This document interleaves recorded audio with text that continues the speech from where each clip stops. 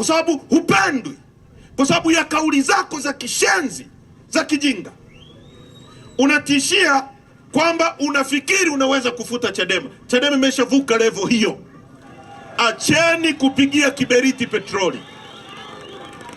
Acheni kupigia kiberiti petroli. Mlijaribu kwenda kwenye uchafuzi peke yenu kwa kuiondoa Chadema. Mwisho wake mliishia kuua watu. Na hili nataka mnisikilize kwa makini nilieleze. Ndugu zangu, sisi sio wajinga na sio wasahaulifu.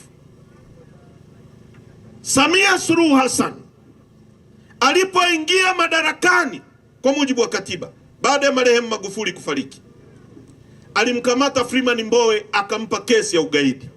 Kwa hiyo ni tabia yake kutisha watu, kuonea watu, sio bahati mbaya. Alipomweka Freeman Mbowe ndani, kelele ikawa kubwa ndani ya nchi na nje ya nchi. Akamtoa Freeman, akamuita, akasema tukazungumze.